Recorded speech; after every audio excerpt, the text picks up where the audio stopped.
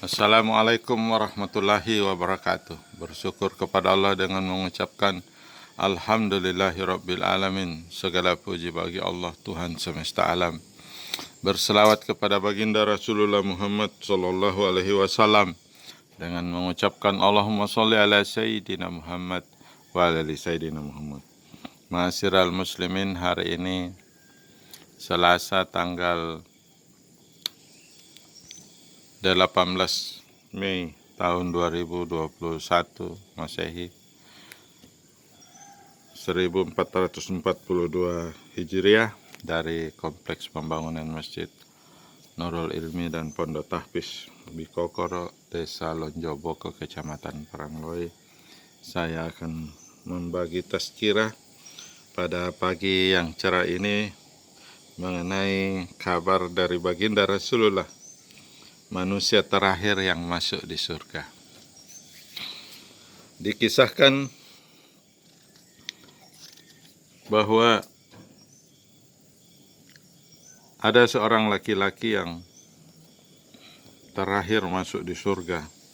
Di dalam kitab Jami'ul Usul, Ibnu Atsir mengumpulkan riwayat-riwayat hadis tersebut. Di dalam Sahih Muslim disebutkan bahwa Rasulullah bersabda, "Saya sungguh mengetahui orang yang terakhir keluar dari neraka. Seorang laki-laki keluar darinya dengan merangkak, lalu dikatakan kepadanya, 'Pergi dan masuklah ke dalam surga.' Nabi SAW melanjutkan, maka ia pun pergi dan masuk ke dalam surga. Namun ia mendapati manusia telah menempati tempat masing-masing. Lalu dikatakan kepadanya, 'Ingatlah kamu saat masih tinggal di dunia. Ingatkah kamu saat masih tinggal di dunia?' Ia menjawab, 'Ya.' Lalu dikatakan lagi, 'Berangan-anganlah.' Maka ia pun berangan-angan. Lalu dikatakan kepadanya, 'Bagimu apa yang kamu angankan dan 10 kali lipat dunia.' Maka ia berkata, 'Apakah engkau mengolok-olok aku, sedangkan engkau adalah penguasa?' Ibnu Mas'ud berkata, 'Saya melihat Rasulullah SAW tertawa hingga terlihat gigi gerahamnya.' Hadis riwayat Al-Bukhari di dalam Sahih Al-Bukhari halaman 386.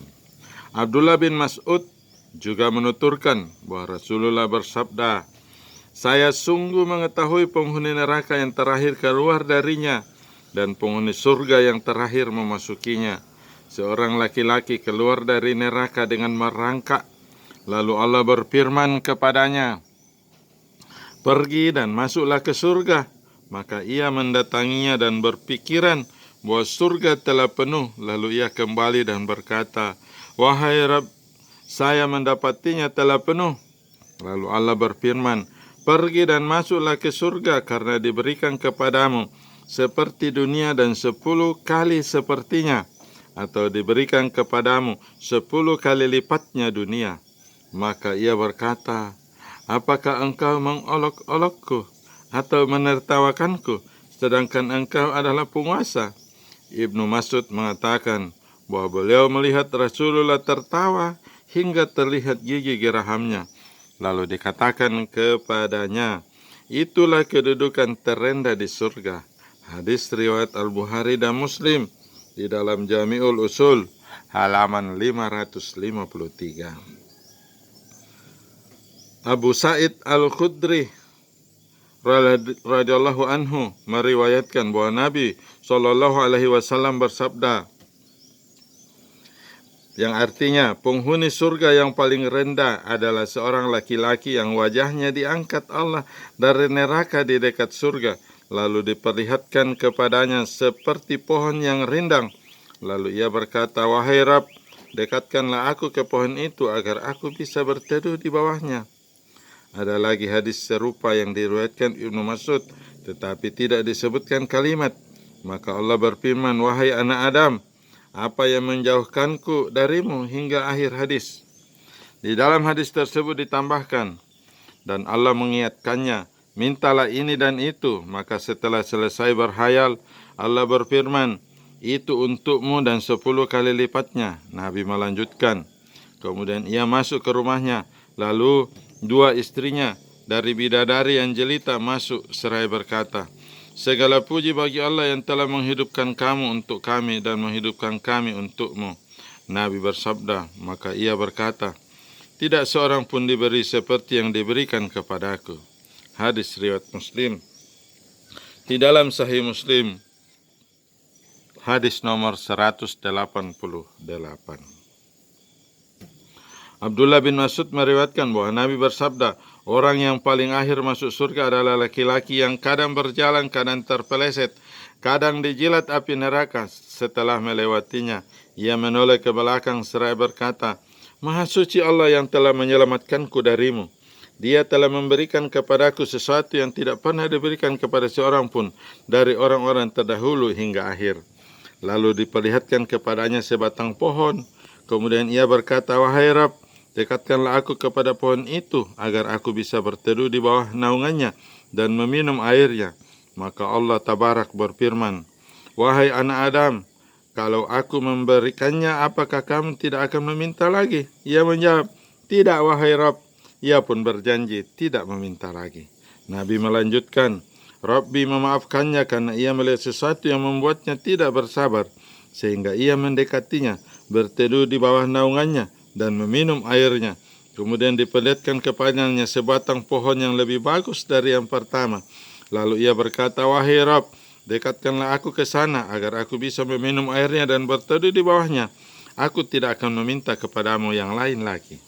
Allah berfirman, wahai anak Adam, bukankah kamu telah berjanji kepada aku untuk tidak meminta yang lain lagi?